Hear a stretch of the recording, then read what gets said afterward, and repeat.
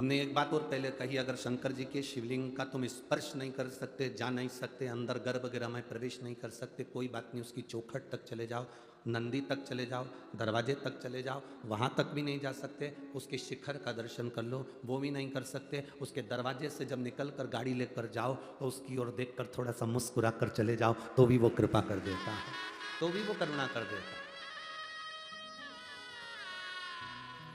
तुम्हारे मुस्कुराने से कई लोगों को टेंशन हो जाता है। एक व्यक्ति को बड़ा दुख हो और वो मुस्कुरा कर चले तो पड़ोसियों की नींद उड़ जाती है, कितना कर्जे में लदा लूम है, बच्चों की शादी नहीं हो रही टेंशन है, संतान पैदा नहीं हो रही टेंशन है, कई साल शादी के निकल गए चिंता है। कई लोगों को तुम्हें देखकर और इसके बाद भी तुम्हारे चेहरे पर अगर प्रसन्नता है ना तो पड़ोसियों की रोटी खाना छूट जाती है कि इतनी दुख होने के बाद भी इतना प्रसन्न कैसे है, इसके चेहरे पर प्रसन्नता कैसे है। उसी तरह जैसे पड़ोसियों की नींद उड़ती है तुम्हारी प्रसन्नता से, देवादिदेव महादेव की धर्म पत्नी माता पार्वती की भी नींद उड़ जाती है जब तुम शंकर जी के मंदिर के सामने से निकलते हो और मुस्कुराकर श्री शिवाय नमस्तुभ्यम कहते हुए निकल जाते हो तो पार्वती जी भी चिंता में पड़ जाती है और शंकर जी से कहती बहुत दुखी है वो, इतनी दुखी है, ना काम धंधा चल रहा है, ना नौकरी है, ना सर्विस है, खाने तक के लाले हैं, तुम्हारे दरवाजे से निकल कर जाती है तो मुस्कुरा कर जाती है। वो जाता है दुकान पर तो मुस्कुरा कर जाता है, उसकी दुकान नहीं चलती तो भी मुस्कुरा कर जाता है। शंकर भगवान कहते हैं क्या चाहती है पार्वती? पार्वती जी कहती हैं इतना दुख होने पर भी जो मुस्कुराना जानता है बस आशीर्वाद दे दो कि जिंदगी में उसके चेहरे पर मुस्कुराहट आ जाए और उसका दुख समाप्त हो जाए। हमारे यहां तो रोने का क्रम है ही नहीं। कौशल्या जी के गर्भ से भगवान राम जी का प्रागट्य हुआ, कौशल्या जी ने राम जी को रुलाया, राम जी ने पूछा क्यों रुला रही हो? आज जन्म पर रोए हो तो मरण तक रोना पड़ेगा, रुलाने के लिए तो पूरी जिंदगी है, मुस्कुराने के लिए ये शिव महापुराण की कथा और शंकर भगवान का भजन है। मुस्कुराओ, जितनी प्रसन्नता तुम्हारे जीवन में उसको आनंद में जियो। बहू ने कुछ कह दिया रोने बैठ गए, सास ने कुछ कह दिया रोने बैठ गए, भाई ने कुछ कह दिया रोने बैठ गए, कोई पैसा खाकर चले गया रोने बैठ गए। खा गया ना, पैसा चले गया ना, अब वापिस नहीं आ रहा ना, तो रोने से कौन सा मतलब है? ये समझो पूर्व समय में तुमने उसका कुछ ले लिया होगा तो इस जन्म में वो तुम्हारे करीब में आकर तुम्हारा धन लेकर चला गया, उसका हिसाब उसने पूरा कर लिया। ये मानकर अपनी मेहनत फिर करो, फिर संघर्ष करो, फिर मेहनत करो, फिर चार चांद लगाओ। हमारे कलकत्ता के एक जजमान, उनके घर में चोरी हो गई और उनका बहुत सारा व्यापार था सोने चांदी का और उनका बहुत सारा सोना चांदी दुकान का चोर लेकर चले गए, पूरी दुकान खाली कर गए। खूब रोए, खूब रोए, दोनों पति पत्नी खूब रोए। फोन लगाया, गुरुजी ऐसी ऐसी बात है, आशीष ने हमारी बात कराई, हमने उनसे कहा काहे को टेंशन लेना, हो सकता है पूर्व में तुम्हारा कोई लेन देन होगा, आज मिट गया। अरे गुरुजी 1.5-2 करोड़ का माल चले गया। हमने कहा कोई बात नहीं, पैदा हुए थे जब लेकर आए थे क्या 1.5-2 करोड़ का माल?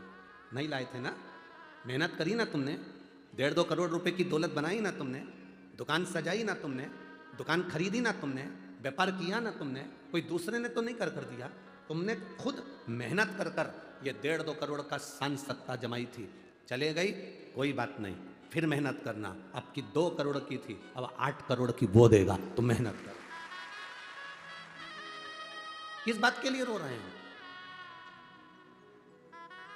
अब सौंप दिया इस जीवन का सब भार तुम्हारे हाथों में, हे हार तुम्हारे हाथों में, हे जीत तुम्हारे हाथों में। कोई बात नहीं, दे दिया ना, कोई बात नहीं, टेंशन नहीं होना, प्रसन्न होकर जी।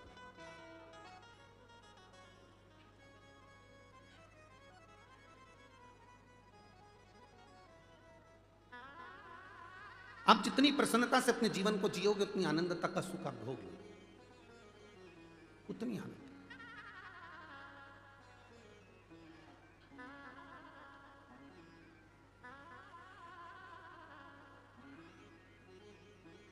अब शिव कथा कर रहे हैं, अंजना माता के गर्भ से संतान का सुख नहीं था। गौतम बाबा के पास जाकर उन्होंने निवेदन करा, पिताजी मेरे को संतान का सुख नहीं। बाबा ने कहा केवल एक काम कर, पार्थिव शिवलिंग का निर्माण कर और पूजन कर, पार्थिव का पूजन कर। मेरी जीजियों, मेरे नासिक के जीजाओं और मेरी बेटियां, बहनें, भाई, मेरे बेटाओं, तुम्हें लग रहा है अपनी जिंदगी में कि दुख मिट नहीं रहा, थोड़ा प्रयास, संघर्ष करना, कर्म करना, मेहनत करना। ऐसी वैसी जगह पर मत चले जाना कि कोई तुम्हारे ऊपर छड़ी घुमाकर नीचे से सोने के हंडे निकाल दे। बहुत मुश्किल है सोने के हंडे निकलना। मेहनत करोगे तो सोने के क्या, हीरे के अंडे निकल जाएंगे। उसमें क्या दिक्कत। इधर उधर नहीं पढ़ना, अपना फालतू प्रपंच में नहीं पढ़ना।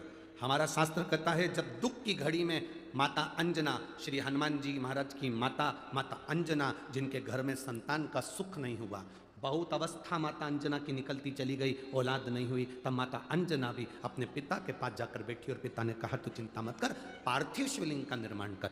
जब तुम्हारे जीवन में कष्ट आए, धन नहीं आ रहा, व्यापार नहीं बढ़ रहा, तकलीफें आ रही, पार्थिव शिवलिंग का निर्माण करो। मेरे राम जी अयोध्या से चले लंका तक, बीच में उन्होंने पार्थिव शिवलिंग का जहां जहां रुकते थे वहां पार्थिव शिवलिंग का निर्माण करते थे, क्योंकि उनकी जिंदगी में उनको मालूम था कि दुख बहुत है। 14 वर्ष का वनवास मुझे झेल दिया गया है, वो 14 वर्ष का वनवास मुझे झेलना है,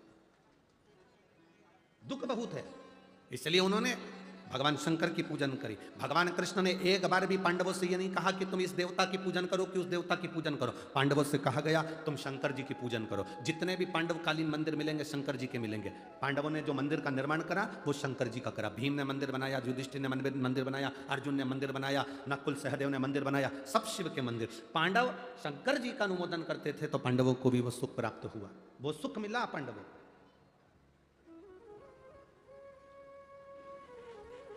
शिव भक्ति का जो सुख है वो खाली नहीं गया।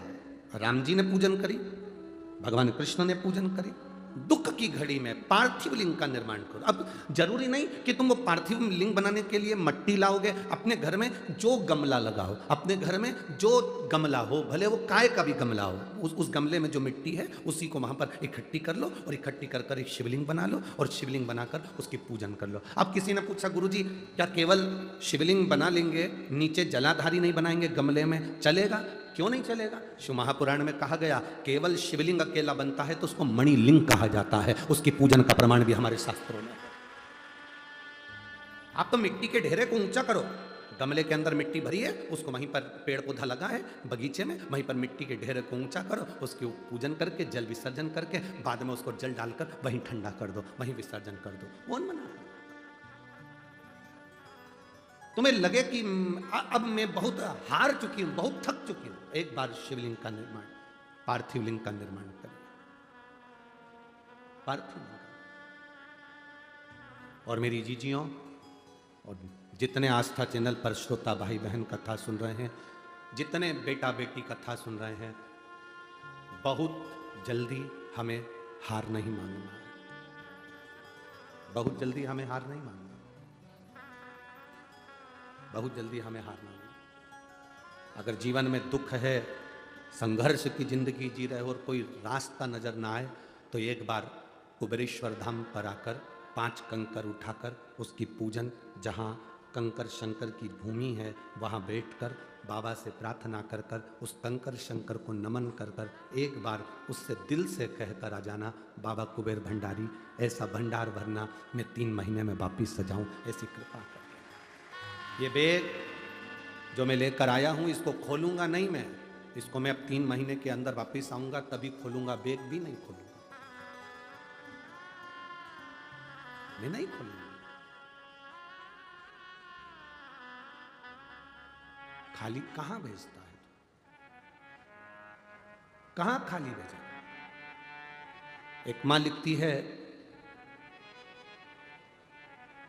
जिसकी शादी 2012 में हुई, संतान का सुख नहीं था, वो उसको संतान बाबा दे दिए। कोई को 25 वर्ष हो गए। ये पत्र इतने सारे हम लोग बांचेंगे तो बहुत समय हो जाता है पत्र को बांचने में, बहुत। आप जितनी भक्ति करोगे उसका बल बढ़ेगा। हमें भटकना नहीं मार्ग से। दुनिया के लोग तुम्हारे रास्ते को रोक देंगे, तुम्हें टेंशन नहीं लेना है। तुम जल चढ़ाने के लिए जाओगे, अब शब्द कहेंगे, टेंशन नहीं लेना। भगवान अब इसमें कहीं कोई ऐसा विचार हमारी दृष्टि में नहीं आता कि आप कहीं दूसरी जगह कहीं गए हो या किसी से आपने कहा। आपने शिव से कहा, आपने भगवान शंकर से कहा, आपने उघड़दानी से कहा। आप किसी दूसरे से नहीं कह रहे हो, आप शिव से कह रहे हो। शिव कौन है? शंकर है कौन? मेरी जितनी जीजियां बैठी हुई हैं, जितनी मेरी बेटियां बैठी हैं, आप शंकर को अपना पिता मानना। जैसे अपने पिता से मायके में जाकर बात करते हो, वैसे शंकर से अपने दिल की बात करते हो। उसको दिल से रिझा। ये तुम्हारा बाबुल है, ये तुम्हारा पिता है, ये तुम्हारा बाप, तुम्हारा पिता, तुम्हारा बाबुल है, ये तुम्हारा भाऊ है। प्रेम से जाकर उससे कहो, सुनेगा। हम उसे भगवान नहीं मान रहे, हम उसको पिता मान रहे हैं।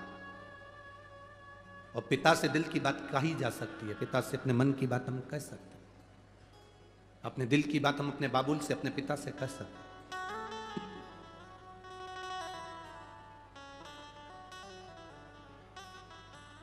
अंजना माता ने अपने दिल की बात अपने पिताजी गौतम बाबा से कही। उन्होंने कहा पार्थिव शिवलिंग का निर्माण करो। पार्थिव लिंग का निर्माण कर कर पूजन करने का फल बहुत है।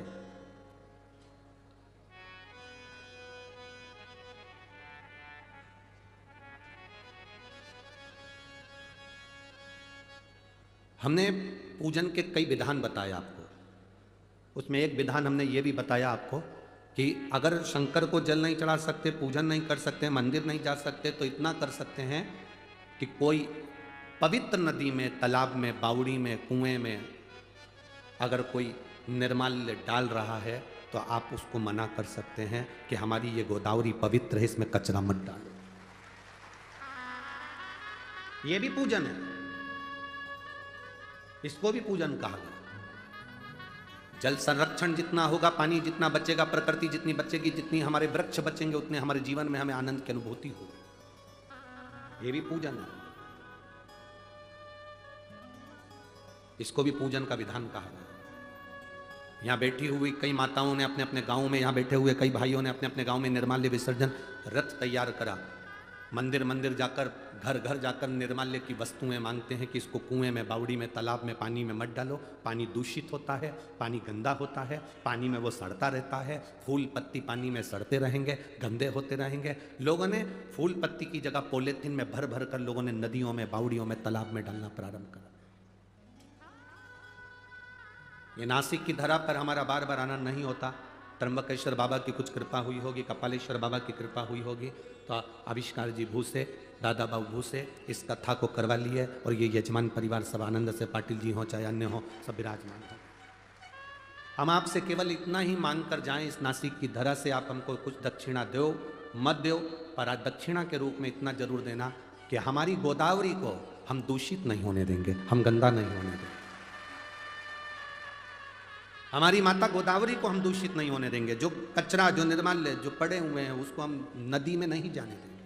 लोग स्नान करते हैं, शिव जी को जल चढ़ाते हैं, आचमन करते हैं, पूजन करते हैं उस नदी के जल का, उसको भर भर कर अपने साथ में लेकर जाते हैं, और वो नदी का जल अगर दूषित हो तो हमें कितना पाप लगेगा। ये शिव उपासना है, नदी तालाब बावड़ी को बचाना। कोई बेलपत्री के पेड़ में से पूरी की पूरी डालियां तोड़ रहा है तो हम उसको रोकें, तुम दोष कर रहे हो। किसी वृक्ष की डालियां नहीं नोचना चाहिए। पत्ती तोड़ लो, फूल तोड़ लो, पर पेड़ पौधा नाश ना करो। ये पूजा है। तुम निर्माल्य विसर्जन का रथ नासिक वाले नहीं चला सकते तो एक नियम बनाओ, गोदावरी के तट पर, घाट पर हफ्ते में एक दिन जाएंगे और गोदावरी के घाट पर जितना कचरा पड़ा होगा, जितना भी निर्माल्य सामग्री पड़ी होगी, जितनी पॉलीथीन पड़ी होगी, चप्पल पड़ी हो, कपड़े पड़े हो, सबको उठाकर हम ले जाकर एक साइड डाल दें। हम अपनी पवित्र नदी को पवित्र बनाकर रखेंगे, हम अपनी शुद्ध नदी को शुद्ध बनाकर रखेंगे। उसकी एक सुख था, एक आनंद था हमारे पास।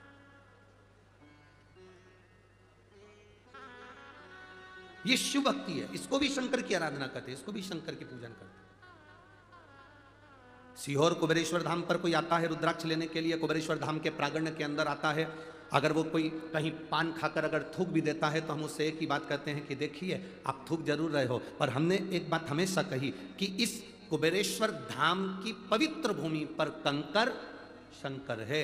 इसलिए आप अंदर प्रवेश करना तो गुटखा ना खाना, आप अंदर प्रवेश करना तो गंदगी मत करना, क्योंकि यहाँ का कंकर कंकर शंकर है, उसकी पूजन दुनिया कर कर जाती है, उसकी पूजन दुनिया कर कर जाती है। आप आराधना में जितने, आप भाव तो जोड़ो, दिल तो जोड़ो। आप मंदिर तक तो गए, परंतु मंदिर में जाने के बाद आपके मन में आ गया कि पत्थर का शिवलिंग है, पत्थर की मूर्ति है, कंकर है, मिट्टी है, ना ना ना ना, उसमें आप अपने भाव को व्यक्त करिए, वो मिलेगा। एक पत्र हमारे पास में भेजा था, यहाँ पर कोई एक माँ लगभग 48 वर्ष की कोई महिला आई हुई है, कोई 48 वर्ष या कितने वर्ष की हमें स्मरण में नहीं है। धूलिया में उसने कोई मन्नत मांगी थी, भगवान से प्रार्थना करी थी, और धूलिया की कथा में बैठकर उसने प्रार्थना करी थी, अगर मेरी मन्नत पूरी हो जाएगी तो जहाँ कथा होगी वहाँ पैदल जाऊंगी। तो कथा नासिक में थी, तो यहाँ तक वो पैदल आई है। कहीं बैठी हो तो, कहीं बैठी हो तो हाथ हिला सकती है। आप ही हैं, आ जाओ दोनों जने, आ जाओ। तो झंडा वंडा लाए हो आप लोग अपना, वो ले आओ, आ जाओ आ जाओ आ जाओ। नासिक धूलिया से पैदल आई, केवल कथा के पंडाल में बैठकर जो मांगा था बाबा ने वो पूर्ण कर दिया। तो उसने अभी मौका पाकर उसने कहा 200 किलोमीटर दूर है, पैदल पैदल चलकर पहुंच शिव तत्व की प्राप्ति। क्या देगा वो उसके ऊपर निर्भर करता है, कैसे देगा वो उसके ऊपर निर्भर करता है, वो उसके ऊपर निर्भर करता है। महाराज, खाली ना जाता कोई दर से तुम्हारे, खाली ना जाता कोई दर से तुम्हारे, मैं भी खड़ा हूँ बाह पसारे, मैं भी खड़ा हूँ बाह पसारे, अपने हृदय लगा लो गिरा जा रहा हो, उठा लो भोले अपने डर से, अब तो न टालो गिरी जा रही हो, उठा लो शिव कथा कर रहे, भगवान शंकर की कथा वर्णन कर रहे। अंजना माता के गर्भ से संतान नहीं थी, गौतम बाबा ने पार्थिव लिंग की निर्माण पूजन का वर्णन किया, पूजन करी। राजा केसरी ने पूछ लिया अंजना को, क्या कर रही हो तुम? ये संतान के लिए शिवलिंग का पूजन है, पार्थिव लिंग का पूजन संतान के लिए। हाँ, पार्थिव लिंग का पूजन। हाँ, पहले केसरी अंजना के साथ में, माता अंजना जी के साथ में बैठकर शिवलिंग का पूजन नहीं कर रहे थे। केसरी बाबा पहले माता अंजना जी के साथ में बैठकर शिवलिंग का पूजन नहीं कर रहे थे, पर जब माता अंजना के पूजन को देखा केसरी बाबा ने, जब माता अंजना के पूजन को केसरी बाबा ने जब देखा, तब माता अंजना के पूजन को देखकर केसरी बाबा ने विचार कर लिया कि अब मैं भी अंजना माता के साथ में बैठकर शिव की आराधना करूंगा, शिवलिंग की पूजन करूंगा। मैं भी अंजना माता के साथ में बैठकर शंकर की आराधना करूंगा, शिवलिंग की पूजन करूंगा। लग गए। अब माता अंजना भी शंकर के पार्थिव लिंग का निर्माण करी हैं, केसरी बाबा उनके नजदीक में बैठकर शंकर भगवान के शिवलिंग का पूजन कर रहे हैं। केसरी बाबा शिवलिंग का पूजन अर्चना कर रहे हैं, आराधना कर रहे हैं। दोनों ने मिलकर भगवान शंकर की पूजन करी। सावन के महीने की जब शिवरात्रि आती है, श्रावण के महीने की शिवरात्रि के दिन टीवी चैनल के माध्यम से, आस्था चैनल के माध्यम से, मोबाइल फेसबुक के माध्यम से पूरे भारत में आप और हम सब मिलकर शिवलिंग की पूजन करते हैं, पार्थिव लिंग का निर्माण करते हो ना आप लोग। साल भर में एक दिन ऐसा होता है जिस दिन पूरा भारत घर घर में शिवलिंग का निर्माण करते हैं और घर घर में शिवलिंग का निर्माण कर कर ऑनलाइन भगवान शंकर का अभिषेक पूजन कर कर अपने जीवन को धन्य बनाते हैं। उस शिवलिंग पूजन का क्या फल होता है, उस शिवलिंग के पूजन का क्या आनंद होता है, ये वही जान सकते जिसने निर्माण करा है, जिसने पूजन करा।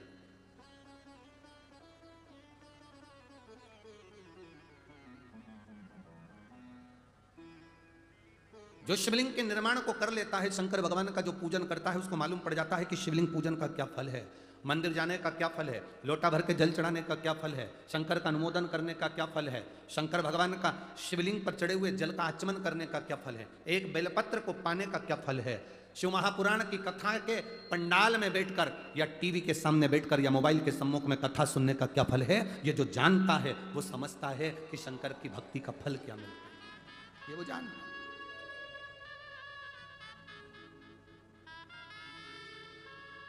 शिव भक्ति के फल। माता अंजना शिवलिंग की आराधना कर रहे हैं, केसरी बाबा साथ में बैठकर भगवान शंकर के शिवलिंग की आराधना कर रहे हैं, पूजन। अब स्वयं आराधना करते करते करते करते समय बीत गया। आप और हम थक जाते हैं, हमें लगता है 1 महीना हमने जल चढ़ा लिया, बहुत चढ़ा लिया, 2 महीना हमने जल चढ़ा लिया, बहुत चढ़ा लिया, 3 महीना हमने भगवान का जल चढ़ा लिया, बहुत चढ़ा लिया, 1 बार कथा सुन ली, बहुत सुन ली, 2 बार कथा सुन ली, बहुत सुन ली, 3 बार कथा सुन ली, बहुत सुन ली। ध्यान देना, उदर की तृप्ति भोजन से, पेट भरने के लिए रोज भोजन करना जरूरी है और आत्मा की तृप्ति के लिए रोज कथा सुनना जरूरी है, प्रतिदिन सुनो। हमने पहले भी कहा, मेहमान जब जाते हैं घर के बच्चों को 150 रुपये देकर जाते हैं और शिव महापुराण जिस दिन विराम होती है वो अपना भंडार लुटा कर जाती है, जो बटोरने वाले हैं वो बटोर लेते हैं। मेहमान जाते समय कुछ देकर जाते हैं, उसी तरह मेरा बाबा भी विराम के दिन में कुछ ना कुछ ऐसा देकर जाता है जो जीवन की सार्थकता सिद्ध हो जाए।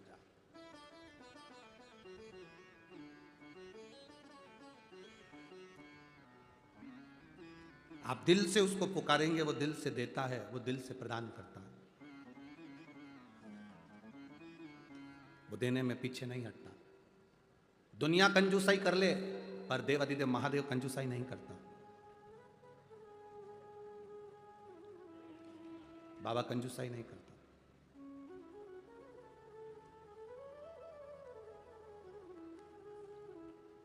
शिव कथा कर रही है, अंजना माता ने भगवान शंकर की पूजन करी। जब अंजना माता शिव जी की पूजन कर रही हैं, शिव प्रकट हो गए, शंकर भगवान प्रकट हो और भगवान भोलेनाथ ने प्रकट होकर अंजना से कहा, मांग तुझे क्या चाहिए। अंजना कहती है, मेरे घर में संतान नहीं, औलाद नहीं। भगवान कहते हैं, मैं तुझे संतान प्राप्ति का वर देता हूं। अंजना कहती, नहीं नहीं नहीं, रुको रुको रुको, जरा रुकिए।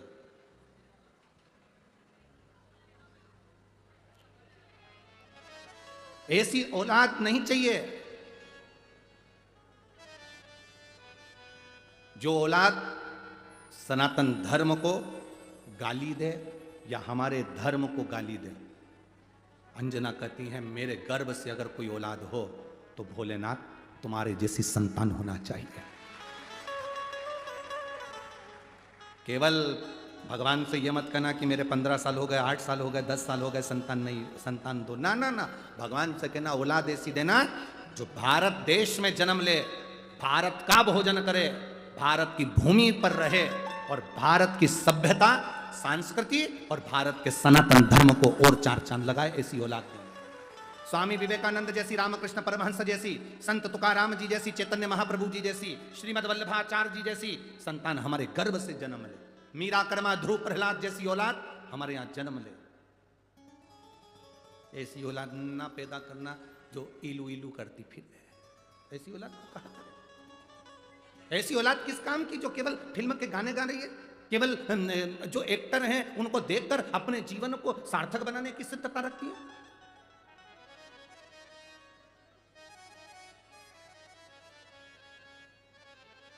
एक जजमान के यहाँ हम रुक गए थे, एक जजमान के यहाँ रुके तो उनके जो बेटा बेटी थे कॉलेज पढ़ने वाले, वो उनके पलंग के गद्दे के नीचे इतने सारे फोटो रखे थे, इतने सारे, सब हीरो हीरोइन के इतने सारे फोटो। अब उनके माता पिता हमको घर दिखाने लगे, गुरुजी ये बेटी का कक्ष है, ये बेटे का कक्ष है, ये इसका कक्ष है, वो उसका कक्ष है, वो ऐसे ऐसे उसके पलंग के सिराने पर टेबल पर इतने फोटो रखे। तो हमने पूछ लिया ये क्या रखा है, तो हम समझे कि कोई किताब में बच्चे पढ़ते होंगे वो होगी। तो उन्होंने जो दिखाया तो ऐसी एल्बम जैसी थी और ऐसी पूरी गड्डी थी एल्बम की, उसमें फोटो ही फोटो लगे।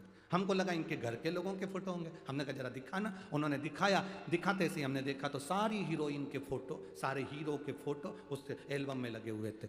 हमने बेटी को पूछा कि बेटा तुमने ये फोटो अपने पास में क्यों रख रखे हैं? गुरुजी सुबह उठती हूँ ना तो सबसे पहले मैं आंख खोलकर एक एक का चेहरा देखकर जानना चाहती हूँ कि मेरे लिए कौन गुड है, मेरे लिए कौन लकी है, फिर मैं उसका चेहरा रोज देखूंगा। मैंने कहा इतने सारे फोटो में से अभी तक कितने देख लिए, सबको एक बार देखकर देख लिया पर कोई लकी नहीं मिला। हमने कहा एक काम करो, अपने मम्मी पापा का फोटो अपनी एल्बम में लगाओ, सुबह उठकर देखना वो लकी कहलाए। अपने माता पिता से ज्यादा लकी संसार में कोई नहीं हो सकता। जिसने जन्म दिया उसका चेहरा तुम्हारी निगाहों में होना चाहिए। जब तुम सुबह उठो तो अपने माता पिता के चेहरे की स्माइल देखकर उठो तो तुम्हारा दिन भी अच्छा निकल कर जाता है। उससे ज्यादा लकी क्या हो सकता है? माता पिता का चेहरा नहीं देख सकते तो देवादिदेव महादेव का देखिए, माता पार्वती जी का देखिए, भगवान शिव का देखिए, वो लकी रहे। जिनके कपड़ों के ठिकाने नहीं, जिनके खाने पीने के ठिकाने नहीं, वो तो खुद अनलकी है, तुम्हें क्या लकी बनाएंगे? वो तुम्हें लकी बनाने चलेंगे, वो तो खुद अनलकी। उनका लक है क्या? अपने वस्त्रों को, अपने पहनावे को जनमानस तक श्रेष्ठ पहनावा नहीं दे पा रहे, श्रेष्ठ ज्ञान नहीं दे पा रहे, वो खुद ही दूसरे को ज्ञान नहीं दे पाए तो वो खुद ही तुमको क्या दे? अपने माता पिता से बढ़िया दुनिया में कोई नहीं है। हीरो हीरोइन को कितना भी देख लेना पर वो अपनी प्रॉपर्टी का कोई हिस्सा तुमको नहीं देंगे। नासिक वालों को देते हो तो बात दूसरी है। हीरो हीरोइन को कितना भी देख लेना, वो अपनी प्रॉपर्टी का हिस्सा नहीं देंगे, वो अंगूठी नहीं देंगे, चेन नहीं देंगे, गाड़ी नहीं देंगे, बंगला नहीं देंगे, अच्छे से अच्छा पैसा कमाएंगे पर वो आपको 1 रुपया नहीं देंगे। और एक तुम्हारे माता पिता हैं जिनको तुम गाली भी दे दोगे तो भी मरने के बाद अपनी चेन सोने की तुझे देकर जाएंगे, अंगूठी तुझे देकर जाएंगे, जमीन तुझे देकर जाएंगे, बंगला तुझे देकर जाएंगे, सब कुछ तेरा है। तू चाहे लड़ ले चाहे झगड़ ले, तू अपशब्द कह ले ताने दे ले। एक बहू अपने हमसे कहे हमारे सास बड़ी बुरी है, हम हमको बहुत अपशब्द कहती है, बहुत बुरी है। सास कहती बहू बड़ी बुरी है, तो हमने सास से कह दिया तुम्हारी बहू बड़ी बुरी है तो जितनी जायदाद प्रॉपर्टी है रकम मक्का में सब किसी अनाथालय में दे। अरे महाराज काय को दे जाओ, कैसी भी है बहू तो मेरी है, बस। तो फिर क्या सोचो, अच्छी है बुरू है, किस्मत में जो लिखा है वो कोई नहीं टाल सकता। एक लड़की थी, वो भगवान से रोज प्रार्थना करती थी, बाबा मेरी जहाँ शादी हो मेरी सास जरूर मिले, क्योंकि मेरे घर में मेरी माँ नहीं है तो मेरी जहाँ शादी हो वहाँ सास जरूर मिले। दुनिया की पहली ऐसी लड़की थी जो भगवान से सास मांगती थी। नहीं तो आजकल की लड़की तो भगवान से प्रार्थना करती हम दो, बाकी को सबको गोदावरी में फेंक दो, बस हम दो, बाकी के जितने घर के उनको गोदावरी में फेंक दो।